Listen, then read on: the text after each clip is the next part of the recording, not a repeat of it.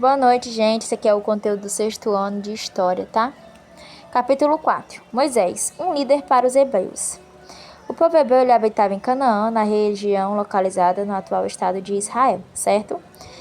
Surge com a promessa de que Deus fala com Abraão, certo? Que é o patriarca dos hebreus, e manda ele sair do meio da terra dele, no meio da parentela, e ele sai lá de Ur dos Caldeus, vai para o deserto, esperando os comandos de Deus. E quando ele chega lá no deserto, ele fica um tempo lá, depois ele vai morrer, vai surgir os filhos dele, né? E assim vai passando de geração em geração, até que eles chegam no Egito, certo? E aí eles permanecem no Egito, e eles vão se tornar escravos do povo egípcio, certo? Só que o povo de Israel era um povo monoteísta, acreditava somente em um Deus, tá certo? E aí eles fazem uma aliança com Deus, né? E Abraão faz essa aliança com Deus, tá bom? E chega um momento em que eles estão sendo escravos lá no Egito e eles resolvem sair de lá, né? Só que não é uma saída tão tranquila. A gente sabe que Deus levanta Moisés para ser o libertador do povo de Israel, já muitos anos à frente de Abraão, certo? Abraão já tinha morrido há muito tempo. Quando Deus levanta Moisés para libertar o povo de Israel da servidão, certo? E aí o povo sai do Egito. E o nome disso é Êxodo, tá? Porque é uma fuga em massa. O povo sai do Egito e sai pelo deserto, certo? Eles saem pelo deserto, fugidos dali do povo egípcio. Deus fala com Moisés no Monte Sinai, certo? E quando eles saem do Egito, que Deus fala com Moisés no Monte Sinai, Deus entrega a Moisés placas, tá? De 10 mandamentos. Para os cristãos, o livro sagrado é a Bíblia, mas para os judeus, o livro sagrado é a Torá, tá certo?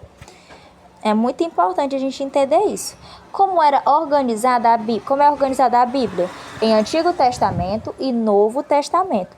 O Antigo Testamento vai contar muitas coisas que acontecem lá em Israel, certo? Vai contar de Gênesis, da criação do mundo, até o último profeta que vai profetizar sobre a vinda de Jesus, tá certo? Então, vamos lá. Israel e Judá. Como era organizado e dividido o povo de Israel? Era organizado e dividido por 12 tribos, tá? Eles foram divididos em 12 tribos e tinha um juiz que julgava esse povo, certo? E no começo, eles não tinham rei. Depois de um tempo é que vai surgir o primeiro rei, que é Saul, tá certo? Eles não tinham rei no começo, eles tinham um juiz, tá certo? O livro sagrado dos judeus, tá? Dos hebreus, porque é interessante a gente entender que hebreus é o nome do povo, mas o nome da religião a religião dos hebreus é judaísmo, e o livro sagrado dos hebreus é Torá. Tia, como é o nome do líder dos hebreus, o líder religioso dos hebreus, tá? O nome do líder religioso é rabino. Assim como o pastor é líder religioso dos evangélicos, o padre é o líder religioso dos católicos, o rabino é o líder religioso dos judeus, tá certo? Significado da Páscoa judaica. O que significa, gente? Passagem. Passagem significa passagem, tá? Vai novamente fazer referência ao êxodo, à fuga que eles tiveram do Egito, certo? Para a terra prometida, que era a promessa de Deus com Abraão e que tinha passado gerações e que Deus tinha o interesse de cumprir, certo? Então, eles saem através, tá bom? Do deserto, saem do deserto. A cidade de Jerusalém foi há mais de 600 anos a capital dos hebreus e é considerada um tesouro cultural da humanidade.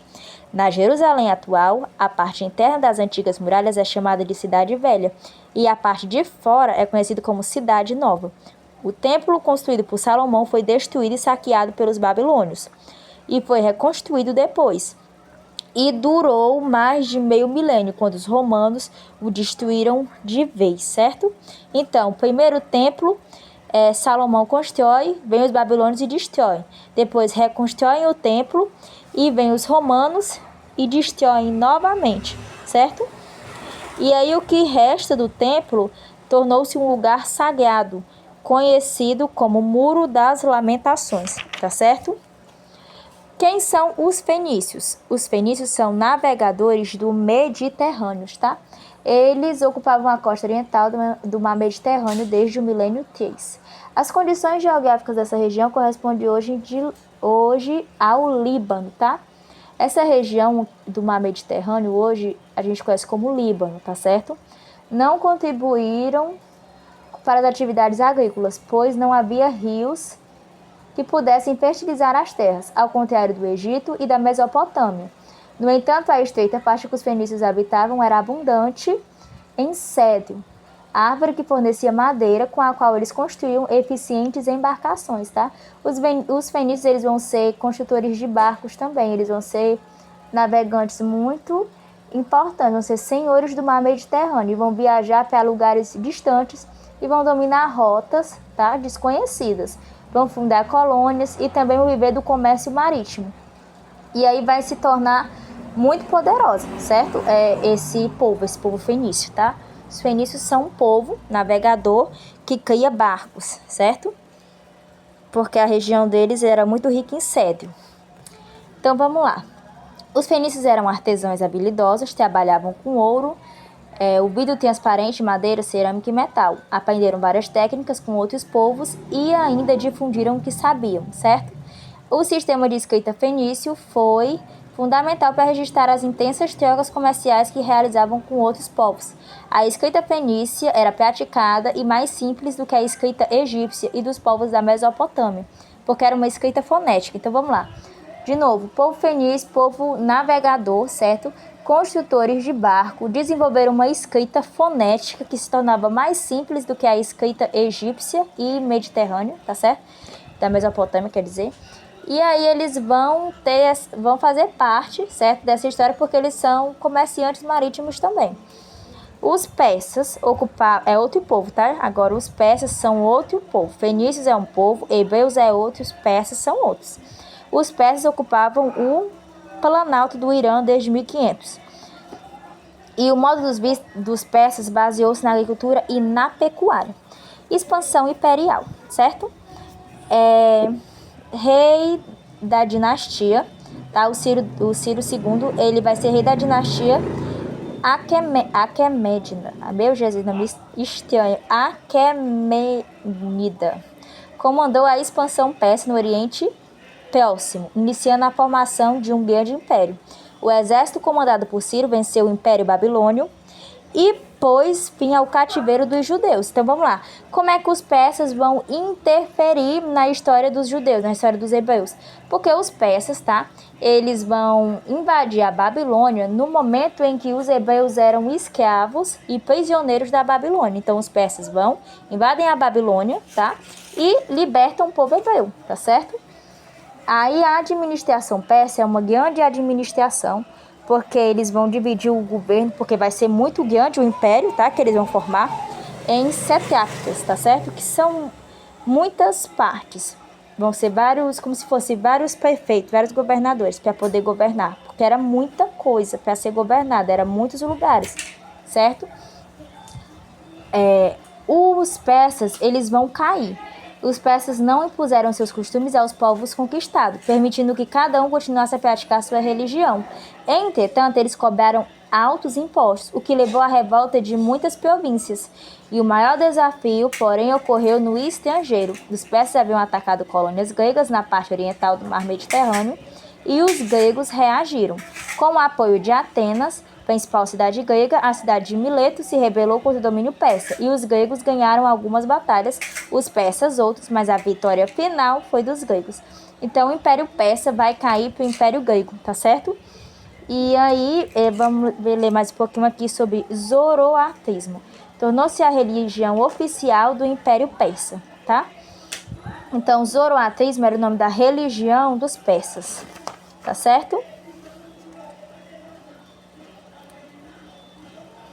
Segundo Zaratustra, havia um deus associado ao bem e à verdade chamado Hormuz, e um deus associado ao mal e à morte, conhecido como Arimã, certo? Isso aqui faz parte da religião dos persas. O deus do bem, para os persas, tá? É Hormuz, e o deus do mal era Arimã. E o nome dessa religião dos persas era Zoroatrismo. Então vamos lá. Hebreus, nome da religião dos hebreus, Judaísmo. O dos persas, Zoroatrismo, tá bom? Só para relembrar. O ateniense Péricles agora. Quem foi Péricles? Péricles foi um ateniense, tá? Nascido em Atenas, que ele era filho de general e ele se tornou soldado, só que ele gostava muito do teatro e ele desenvolveu a habilidade de falar bem e ele se tornou político, tá? Ele vai comandar Atenas. Os antecedentes dos gregos. Durante a antiguidade, o mar Egeu teve grande importância para muitas cidades que viviam do comércio marítimo, tá? A ilha de Creta era habitada. Vamos lá, o comércio dos cretenses, também conhecidos como minoicos, cresceu bastante devido à existência de portos naturais, tá? E a extração de cerâmica, madeira e esses produtos no mar Egeu, perdão. Os cretenses, eles eram excelentes artesãos e produziam joias delicadas que também eram exportadas. No segundo milênio, a história de Creta ela vai sofrer uma grande transformação. Diversos povos que são de origem da Ásia, de origem asiática, vão migrar para a Península Balcânica. O primeiro desses povos foi o Aqueus. E aí os aqueus invadiram a ilha de Creta e fundaram a cidade de Micenas. Iniciando o período que os estudiosos chamaram de micênico ou creto-micênio. Então vamos lá. Os povos da Ásia começam a migrar, tá certo? Ali próximo pra Balcânica, certo? Pra ilha Balcânica, pra Península Balcânica, perdão. E aí quando eles mudam pra lá, um desses povos era os aqueus. Eles vão invadir a ilha de Creta, certo? Que fica ali ao redor do mar Egeu. Quando eles invadem, eles vão formar uma nova cidade, que é uma cidade que vai ser creto-micênica, porque vai ser uma cidade que mistura esses dois povos, tá? Os micênicos, eles eram grandes conquistadores e guerreiros, em decorrência do seu poder militar. Eles assumem o comércio marítimo, Egeu, e a parte do Mediterrâneo Oriental, tá certo? Isso aqui está explicando como que é os antepassados dos gregos, tá? Como é que vai se fundar os gregos. Aqui já está explicando a situação da ilha de Creta. Então vamos lá. Período Homérico, tempos difíceis. O período Homérico se iniciou no século VIII a.C., com a entrada dos dórios na Península Peloponeso, a conquista da civilização creto-micênica. O nome desse período é em homenagem aos poemas de Homero. Vamos lá, a gente só consegue entender o que aconteceu nesse período por causa dos poemas que Homero criou, tá certo? Porque esses poemas vão ser considerados documentos escritos, tá? Documentos históricos que vai mostrar como foi naquela época. Então, nós temos o conhecimento através desses poemas, tá? Vai ser um momento difícil, por quê? Porque é um momento que eles vão misturar suas crenças, tá? Porque pessoas invadindo outros lugares e aí começa uma mistura de crença, cultura e outros povos das regiões, né? E os dórios, eles formam o chamado mundo grego, que durante os séculos seguintes teria grande influência na região do mar Mediterrâneo, certo? Vamos lá. Os dórios é que vão formar o mundo grego, tá? Porque eles invadem, aí mistura um bocado de coisa e aí vai formar, certo? O mundo grego. Os dórios eram grandes guerreiros, usavam armas feitas de ferro e até então desconhecidas na região. Tal poderio militar causou muitos problemas, cidades foram destruídas, palácios foram incendiados e com isso o contato comercial diminuiu.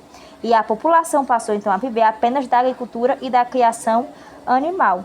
Assim, a civilização creto-micênica chega ao fim. Então vamos lá, os creto-micênicos vão chegar ao fim, certo? Por conta que era muita guerra ali entre eles, e aí eles vão perder o contato comercial, tá? O contato comercial pelo mar Egeu, perdão. E aí eles perdem esse contato por causa dessas guerras e por causa de muita destruição que eles vão causando dentro das próprias cidades por causa dessas guerras. E aí eles vão voltar a viver como antigamente, né? Só cuidando de animais e da agricultura. E aí vão formar o quê? As comunidades rurais, tá? Que são genos e comunidades gentílicas, certo? É a mesma coisa, tá? São famílias que vão viver de plantação. tá? Vão organizar por famílias e eles vão plantar, tá bom? A terra era coletiva e todos produziam para consumo próprio. Os escravos faziam um trabalho mais pesado, eram integrantes de outros gêneros que haviam se tornado prisioneiros de guerra. Então a gente tem aqui um povo que está se formando de guerras e mistura povos contra povos, culturas, crenças e tá tudo ali misturado, certo? Apesar desses documentos de Homero, a gente não consegue comprovar que ele existiu. Período arcaico. A colonização grega. Com a crise na comunidade gentílica, com a crise na comunidade que plantava, os gregos iniciam um processo de migração, fundando cidades no sul da Península Itálica, na Península Ibérica, na costa do Mar Negro, no norte da África, na Ásia Menor. Esse movimento migratório ficou conhecido como colonização grega. Então vamos lá. Quando eles começam a se movimentar de ir de um canto para o outro, fazendo colônias, tá? Vai se chamar de colonização grega. Algumas cidades gregas se dedicaram mais à agricultura, principalmente ao cultivo de trigo, vinha e da oliveira. Outras viviam do comércio. Várias cidades fundaram colônias que tinham o próprio governo. A cidade de Mileto, por exemplo, fundou dezenas de colônias espalhadas pelo mar Mediterrâneo. Esse período da história da Grécia, que vai do século VIII ao século V a.C., ficou conhecido como período arcaico, tá? Esse período de ficar criando novas colônias vai ser o período arcaico, tá certo? Porque no período arcaico o comércio marítimo cresceu muito, as embarcações gregas circulavam por vários portos do mar Mediterrâneo e do mar Egeu. Vinho e azeite eram trocados por trigo, a quantidade de produtos era tanta que se desenvolveu. Também a produção de vasos, recipientes cerâmicas para transportá-los. Os vasos gregos ficaram famosos por suas pinturas e podem ser vistos ainda hoje em alguns museus, tá? O que são polis e cidades-estados? São cidades grandes, independentes, com suas próprias leis, seu próprio dinheiro, tá? E aí eles vão ter o quê? O ágora. O que é o ágora? É um lugar, como se fosse uma assembleia, onde eles tomavam decisões importantes referente à cidade, tá certo? Aí Atenas, ela tinha um formato de governo, ela era uma polis, né? Que é uma cidade independente. Tinha os eupátridas, que eram os que eram proprietários de terra. Tinham os metecos, que eram os estrangeiros, tá? Tinha os areópagos, que eram os anciões, que formam o conselho para decidir tudo da cidade, tá? Que vão decidir as coisas lá no ágora, que é a assembleia. Tem o legislador, que é quem cria as leis, tá bom? E aí o governo de Atenas é decidido dessa maneira. Só que só quem votava as coisas eram os proprietários de terra, os eupátridas, maiores de 18 a 20 anos, se eu não me engano, tá certo? E eram eles que decidiam as coisas, assim, no voto. O legislador era quem criava as leis, tá certo? Rumo à democracia. A democracia é a forma de governo que o povo decide as coisas, tá certo? E é o formato que nós temos hoje, tá? Esparta, uma cidade guerreira. A educação espartana. Os espartas, eles eram tão dedicados à guerra que eles entregavam as crianças com 7 anos para o governo, tá? E aí os professores dessas crianças já começavam a preparar os homens, os meninos, tá? Com 7 anos e diante, para a guerra, tá? E as mulheres eram preparadas para procriar. Então, eles entravam para esse já aprendizado, para a guerra com 7 anos e com 20 anos, eles entravam no exército mesmo formalmente. Persas e inimigos. Gregos e persas se enfrentaram durante muito tempo. O conflito iniciou com a expansão do domínio persa sobre as colônias gregas e Ásia Menor. Já sabemos que os gregos se tornaram comerciantes grandes, né? E os persas, no entanto, queriam os pontos de comércio controlados pelos gregos, principalmente das colônias gregas da Ásia Menor, certo? Então vamos lá. Um queria o ponto de comércio do outro, entendeu? Era como se um quisesse a loja do outro, ali os clientes do outro, basicamente. Então eles já têm um conflito e esse conflito piora, certo? Então vamos lá. O que são Delos? Delos são a pequena ilha localizada no mar Egeu. E o que é hegemonia? É uma supremacia. Supremacia de um povo ou estado sobre outro, tá certo? Atenas poderosa. Através do comando do Péricles, O povo de Atenas vai se tornar uma cidade muito rica e poderosa. Mas, certo? Ele vai adoecer durante a guerra contra os persas, tá? E aí os persas, eles vão lutar bastante contra os persas, né? Atenas vai lutar contra os persas, né? Os gregos lutam contra os persas, mas infelizmente Atenas, ela vai perder a guerra, tá? Quem vai ganhar vai ser os persas. E o Péricles não chega a ver essa derrota, tá? Porque ele vai chegar uma epidemia lá onde ele estava e ele vai morrer. Então ele não vai chegar a ver a derrota de Atenas, porque chega uma doença em Atenas, ele pega, ele morre, depois continua o conflito e aí ele ainda não consegue acompanhar, certo? Aí vai ter o quê? A guerra de Peloponeso. A influência e o poder de Atenas sobre outras cidades era tão intenso que começaram a incomodar os espartanos, tá? Esparta não queria mais pagar tributos a Atenas, assim decidiu sair da confederação de Delos e juntar outras cidades para formar a Liga do Peloponeso. O conflito entre Esparta e Atenas era inevitável, tá? Essas duas cidades e seus aliados enfrentaram na guerra de Peloponeso, ocasião em que Péricles pôs à prova toda a sua habilidade e estratégia, resistindo quanto pôde, certo? Então, é isso. Os espartas, tá? Eles vão ganhar. A gente falou persas, né? Mas é espartas, tá certo? Mas, se eu não me engano, eles têm alguma associação. Perdão, mas é isso aí, tá certo? Aí vai surgir a Macedônia, né? Então, vamos lá. Ó, a Macedônia, ela vai se tornar grande. Porque vai... Então, vamos lá. Os gregos, eles tinham suas próprias crenças, tá? Diferente dos hebreus, que eram monoteístas, acreditavam em um único Deus, os gregos eram politeístas, eles acreditavam em muitos deuses, tá? E aí a gente chama hoje de mitologia grega, porque é a mistura de mito, tá? Que significa fantasia, com logia, que significa estudo, conhecimento, certo? Então, mitologia é a mistura dessas duas coisas, conhecimento com fantasia, tá certo? E a crença deles era de que o mundo tinha sido criado assim, tá? Deixa eu aqui ler para vocês. A união... Vamos lá. As narrativas sobre a criação do mundo são encontradas no poema de Teogonia, tá? Escrito no século 8 a.C. pelo poeta Hesíodo. O poema conta que no início do mundo era um grande vazio chamado de caos. Dali surgiu a Terra, Gaia que criou o mundo. Isso, Gaia que criou o céu, Urano e os dois foram os primeiros senhores do universo, tá certo? Vamos lá.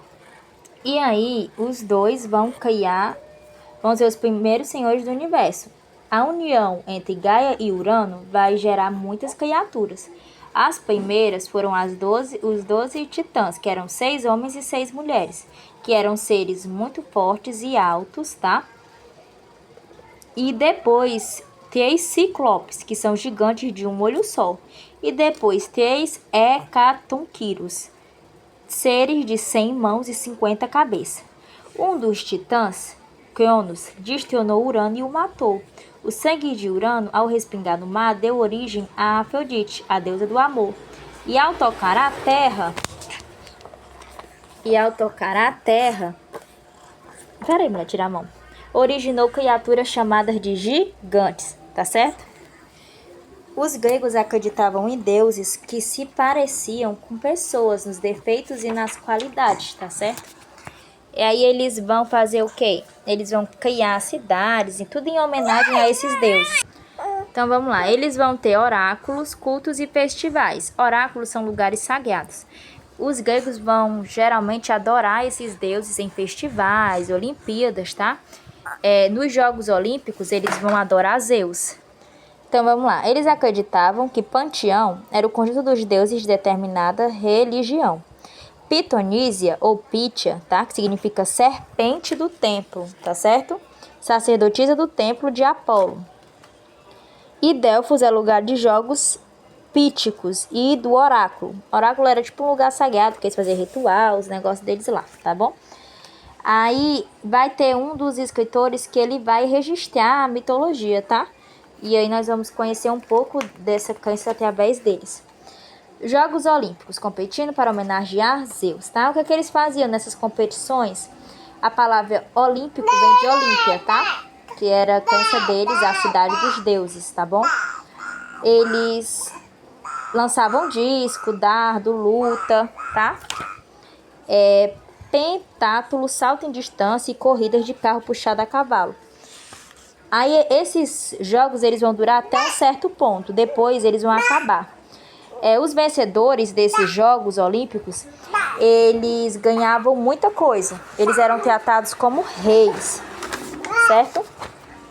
E aí, em 393 depois de Cristo, os Jogos Olímpicos vão ser proibidos pelo imperador Romano Teodósio, tá? Porque ele vai se converter ao cristianismo, então ele vai proibir o culto aos deuses gregos e todas as manifestações relacionadas a eles. Os jogos foram restituídos apenas em 1896 em Atenas, tá certo? Então vamos lá. Aí vai desenvolver o quê? Os pensadores gregos, tá? Eles vão começar a se questionar se o mundo foi criado através de Urano e dos deuses mesmo. E Sócrates vai se levantar e vai influenciar uma nova geração de quem acredita que o mundo não foi criado através dos deuses, não. Através dessa guerra e sangue, não. E aí, quando ele se levanta contra essa crença, tá? Ele não vai ser bem tratado por isso, não, tá? Ele vai ser julgado, vai ser sentenciado. Ou ele cortava a língua, ou ia embora de Atenas. Ele tinha que escolher. Aí ele não quis nenhum dos dois. Aí condenaram ele a tomar veneno e morrer. Só que ele vai gerar discípulos, tá? Pessoas que vão seguir eles. E um deles vai ser Platão. E o Platão também vai ter discípulos, que vai ser um deles também é Aristóteles, tá? São pensadores gregos muito importantes. O teatro grego, tá?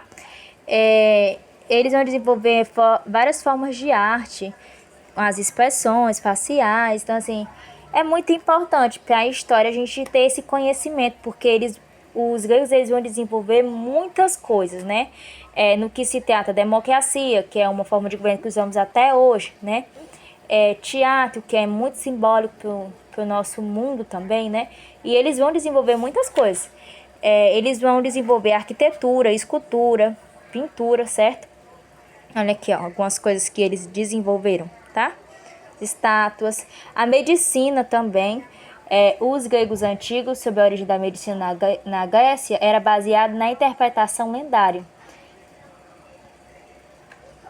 O que era a cultura helenística? Era uma mistura da cultura, das formas artísticas, filosofia e costume da cultura grega, egípcia, babilônica e persa, tá? Porque essa cultura helenística é uma mistura de todas essas culturas aí, certo? Desses povos tudinho. E é isso. Um conteúdo extenso, 28 minutos, meu Deus.